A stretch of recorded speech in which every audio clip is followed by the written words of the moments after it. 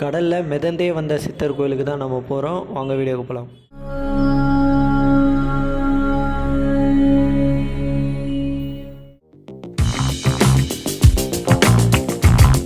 சித்தர் பார்த்திங்கன்னா கடல்லே மிதந்து நம்மளுடைய சென்னையில் இருக்க திருவெற்றூர் பகுதிக்கு வந்திருக்காரு. அவர் காலப்போக்கில் காவாங்கரை என்ற பகுதியில் ஜீவ சமாதி அடைகிறாரு. அவருடைய திருக்கோயிலுக்கு தான் வந்திருக்கோம். இது எங்கே இருக்குன்னா சென்னை காவாங்கரை பகுதியில் அமைந்துள்ள பகுதியில் தான் இந்த கோயில் இருக்குது. நீங்கள் இந்த கோயிலுக்கு வர ரூட்டு பார்த்திங்கன்னா நீங்கள் மின்ட்டு வழியாகவும் வரலாம். மின்ட்டுலேருந்து 57 ஏறினீங்கன்னா காவாங்கரையில் நீங்கள் இந்த ஸ்டாப்பிங் இருக்கும். அந்த ஸ்டாப்பிங் இறங்கிட்டு அதுலேருந்து நீங்கள் லெஃப்ட் சைட்லேருந்து ஒரு 1.5 கிலோமீட்டர் நீங்கள் போகிற மாதிரி இருக்கும். அங்கே போயிட்டு நீங்கள் சட்டி சித்தர் அவருடைய திருக்கோயில் எங்கே இருக்குதுன்னு கேட்டிங்கன்னாவே சொல்கிறாங்க. அல்லது கண்ணப்ப சித்தர் அவருடைய கோவில் எங்கே இருக்குதுன்னு கேட்டிங்கன்னாவே சொல்கிறாங்க. இது இந்த பகுதியில் ரொம்ப ஃபேமஸான கோவில். இவர் சமீப காலத்தில் தான் ஜீவ சமாதி அடைஞ்சிருக்காங்க சுவாமிகள். இவர் பார்த்திங்கன்னா பர்மா சைட்லேருந்து வந்திருக்கலாம் அப்படின்னு சொல்கிறாங்க. ஆனால் எந்த ஒரு ஆதாரமும் கிடைக்கல. இவர்கிட்ட பிடிச்சது என்னென்னா வரவங்களுக்கு அள்ளி அள்ளி தரக்கூடிய பண்பு கொண்டவராக இந்த பகுதியில் அவர் இருந்திருக்காரு.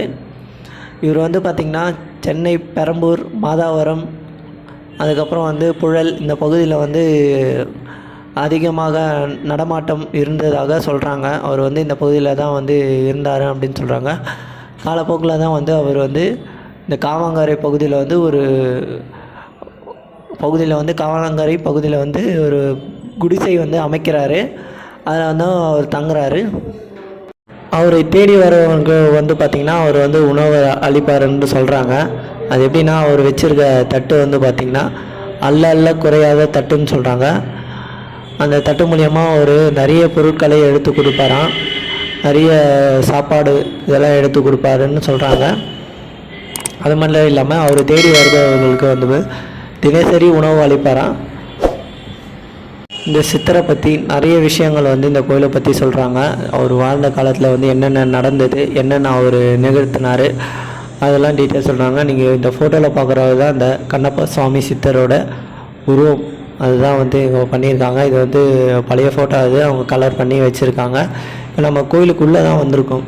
இந்த கோயிலுக்குள்ளே பார்த்திங்கன்னா தியான மண்டபம் மாதிரி இருக்குது. இந்த பகுதியில் சுவாமிகளோட சிலைகள், அது ஆழ்வாரோட சிலைகள் எல்லாமே வச்சுருக்காங்க. இதில் உள்ளே வர பக்தர்கள் இவங்களை வேண்டி வணங்கிட்டு தான் தியான மண்டபத்துக்கு உள்ளே போகிறாங்க. அந்த கோயிலோட விசேஷ நாட்கள் பார்த்திங்கன்னா பிரதோஷ டைம் ரொம்ப விசேஷ நாட்கள் சொல்கிறாங்க. பௌர்ணமி டைமில் ரொம்ப விசேஷமான நாள் சொல்கிறாங்க. அந்த டைம் பார்த்திங்கன்னா அன்னதானம் போடுறாங்க.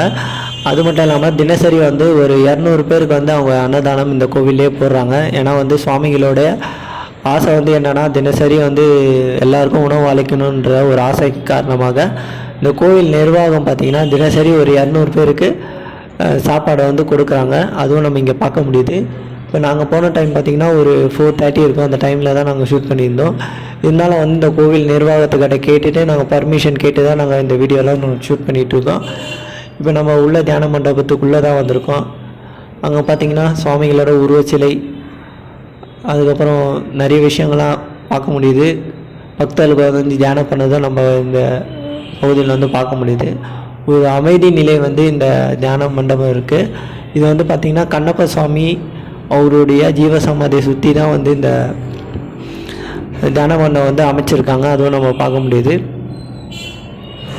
இந்த கோவிலோட நிர்வாகத்தை பார்த்துக்கிறவர் பார்த்திங்கன்னா அவர்கிட்ட நான் கேட்டிருந்தேன். கீழே பார்த்திங்கன்னா கோவிலில் முழுமையாக என்னால் பார்க்க முடியல. ஏன்னா ஃபுல்லாகவே அவங்க வர பக்தர்களை மழை காலத்தில் எந்த ஒரு இடையூறு இருக்கக்கூடாதுன்னு சொல்லிட்டு ஷீட்லாம் போட்டு வச்சுருக்காங்க. அதனால் நம்ம சுவாமியை சரியாக பார்க்க முடியல கோவிலை. அதனால் கேட்டிருந்தேன், நான் மேலே கொஞ்சம் பர்மிஷன் கொடுங்க, நான் வீடியோ எடுக்கிறேன் அப்படின்னு சொல்லி கேட்டிருந்தேன். சரி, அவரும் சொல்லியிருந்தார் நீங்கள் எடுங்க அப்படின்னு சொல்லியிருந்தார். நான் உள்ளே எடுக்கும்போது ஒரு பக்தர் சுவாமிக்கு வெத்திலை மாலை போட்டிருந்தார். இப்போ நம்ம மேலே அவரை கேட்டுட்டு பர்மிஷன் கேட்டு மேலே ஏறிட்டுருக்கோம். இது ஒரு படிக்கட்டு போல் இருக்குது. படிக்கட்டு ஏறிட்டு மேலே ஒரு கேட்டு இருக்குன்னு சொன்னார். அது ஓப்பன் பண்ணி தான் நீங்கள் போகணுன்னு சொன்னார். ஸோ அது ஓப்பன் பண்ணிவிட்டு நான் மேலே தான் நடந்து போயிட்டுருக்கேன். ஆனால் இதுக்கு முன்னாடி யாருனா எடுத்துருக்காங்களா என்னன்னு தெரியல. இது மேலே வந்து நான் தான் ஃபஸ்ட் டைம் எடுக்கிறேன்னா என்னவும் எனக்கு தெரியல. நான் வந்து இப்போ மேலே வந்துட்டுருக்கேன். இதுதான் வந்து கோவிலோட டாப் பகுதிக்கு வந்திருக்கோம். இந்த கோபுரம் இருக்குல்ல, இந்த கோபுரத்துக்கு கீழே தான் வந்து சுவாமிகளோட ஜீவ சமாதி இருக்குது. ஸோ அவருடைய உருவம், அவர் செஞ்ச செயலை பற்றி வந்து இந்த சிலைகளை வந்து வச்சுருக்காங்க. அதுவும் நம்ம பார்க்க முடியுது. முன்பு ஒரு காலத்தில் வந்து பார்த்திங்கன்னா இந்த பகுதி வந்து ஃபுல்லாகவே காடாக இருந்தது சொல்கிறாங்க. அந்த பகுதியில் தான் வந்து ஒரு ஜீவ சமாதி அடைஞ்சிருக்காரு. இப்போ பார்த்திங்கன்னா நல்ல டெவலப் ஏரியாவாக இது இருக்குது. அதுவும் நீங்கள் பார்க்க முடியுது.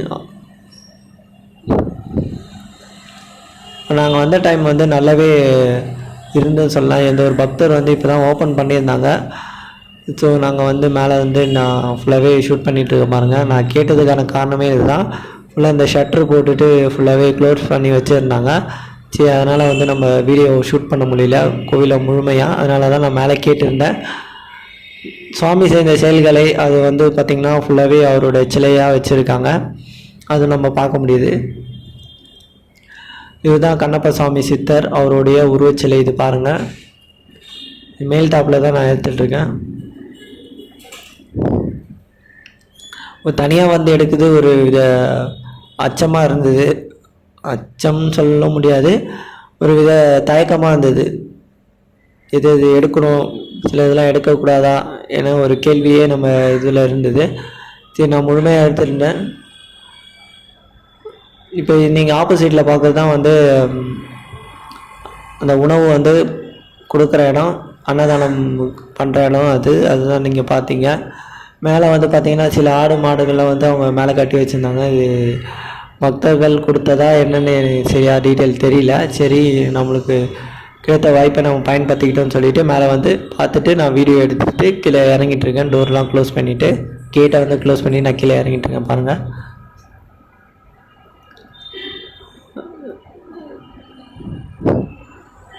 கீழே இறங்கிட்டுருக்கேன். இப்போ அந்த வீடியோவில் தெரிகிறது தான் வந்து அந்த கோவில் நிர்வாகத்தில் ஒரு நபர். அவர் தான் நான் கேட்டிருந்தேன், இதுமாரி வீடியோ ஷூட் பண்ணலாமா. நீங்கள் பார்க்குறது தான் வந்து இது அன்னதானம் உணவு தயாரிக்கிற கூடம். இது இங்கேருந்து தான் சாப்பாடு தயாரித்து அவங்க வந்து இங்கே பரிமாறுறாங்க. அதுவும் நம்ம பார்க்க முடியுது.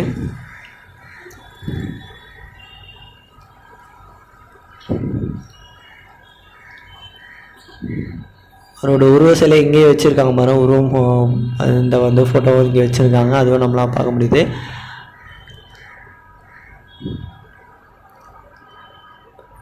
இப்போ நீங்கள் வீடியோவில் பார்க்குறது தான் கண்ணப்ப சுவாமி சித்தர். இந்த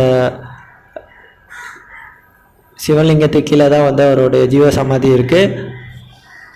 இந்த கோவிலில் நடந்த உண்மை சம்பவத்தை வந்து அவங்க பணியாற்றும் ஒரு அம்மா கிட்ட கேட்கலாம். அவங்க வீடியோவுக்கு போகலாம்.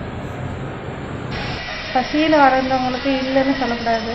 சட்டியில் சாதம் இருந்துக்கிட்டே இருக்கணும், அள்ளி அள்ளி போட்டணும். ஏன்னா அவர் இருந்தது அந்த மாதிரி சின்ன சட்டியில் 4 வீட்டில் பிச்சை எடுத்து தான் அவர் எத்தனை வந்து சாப்பிடுவார். அவ்வளோ இதுவாக இருந்தால் கூட பிச்சை எடுத்து தான் சாப்பிடுவார். அந்த சட்டியில் இருக்கிறது வரவங்களுக்கு அள்ளி அள்ளி அள்ளி கொடுத்தாரு, குறையவே குறையாது. சட்டியில் இருக்கிறது குறையவே குறையாது. அவருக்கே தெரியாது எப்போ குறையுன்னு சொல்லிட்டு. அந்த மாதிரி இவர் அன்னதான பிரபு. இன்றைக்கும் 200 பேர் தினம் அன்னதானம் சாப்பாடு போடுறோம். அந்த ஐயா புண்ணியத்தில் வந்து குவியுது. அரிசிலேருந்து பருப்புலேருந்து 200 பேருக்கு சாப்பிட்றோம் அன்னதானம். அமாவாசை பௌர்ணமின்னா சிறப்பான பூஜை, வடை பாயசத்தோட சாப்பாடு 3 வேளையும். மற்ற நேரம்லாம் ஒரு தரம் தான் அன்னதானம். அமாவாசை பௌர்ணமினா 3 தரம் அன்னதானம் போடுறாங்க. குரு பூஜை வந்து அவருக்கு வந்து அவர் வந்து நினைவு ஜீவ சமாதி ஆனது குரு பூஜை. புரட்டாசி மாதம் மாவுளி அமாவாசை அன்னைக்கு தான் அவர் ஜீவ சமாதி ஆனார். அப்போ தான் போட்டது. எவ்வளோ வருஷமாக ஆகுது? 62 வருஷம் ஆகுது. இந்த வீடியோ பற்றிய கருத்துக்கள் ஏதாச்சும் இருந்தால் கமெண்ட் பாக்ஸில் சொல்லுங்கள். இந்த வீடியோ உங்களுக்கு பிடிச்சிருந்தால் கண்டிப்பாக லைக் பண்ணி ஷேர் பண்ணுங்கள், சப்ஸ்கிரைப் பண்ணுங்கள். தேங்க்யூ ஃபார் வாட்சிங்.